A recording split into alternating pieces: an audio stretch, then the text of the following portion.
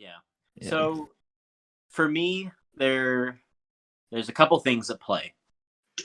One, I just think it's a mistake for J.K. to be writing the screenplays herself because it was like her first time doing it. It's quite clear.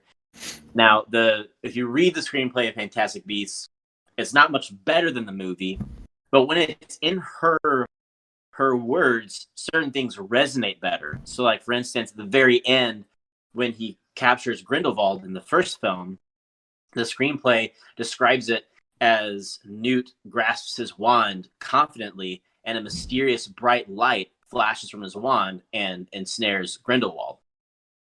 That's not what happens in the movie. It's a creative choice to use his beast Spitfire thing to capture him. So like, there's just creative elements like that even when she's writing the screenplay, they still don't come to life. And so there's an argument to be made where it's like, I'm all for more movies, but I need more written works so that I truly understand what's supposed to be happening.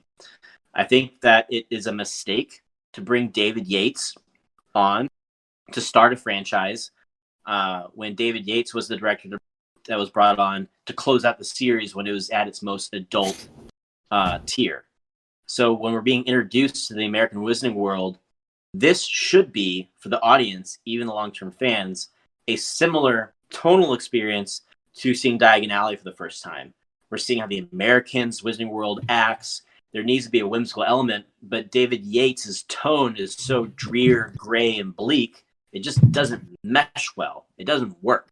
And so I feel like there's a staleness to the movies.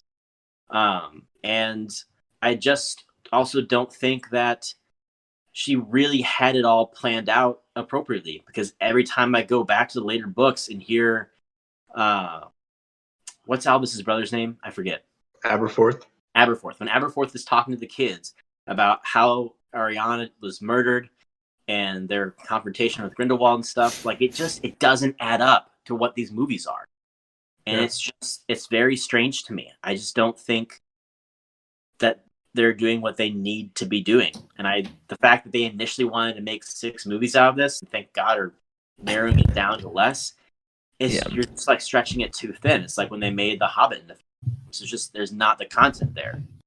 Yeah, I almost feel like when they first announced an expansion like this of the Wizarding World, I got really excited because it was kind of at like the peak of me getting into the whole series, and all of that. Like not getting into, but like I was still immersed in the fandom. It was still something I wanted to see more of, and I feel like they really missed the mark on making this TV content. In the day and age that we are living in with the TV content that's out there, I feel like it would have been better produced as a TV show to build that weekly suspense, to build more stuff along those lines. And I feel like it just completely missed the mark, which is really sad because I actually care for a lot of the actors and actresses that star in the film so far.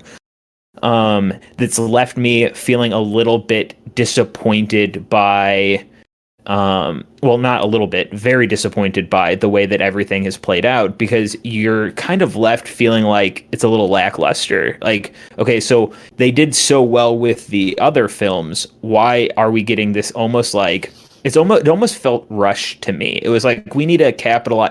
I guess let me rephrase. It felt like a money grab to me. It felt like they wanted to capitalize more on the popularity of Harry Potter, and they rushed these films out there because it was the popular thing, not because the content backed what they wanted. It was that they needed to push content out there to meet the demand. And that's the disconnect for me. It's sure, we're getting quantity, but it's far from the quality that we had before that.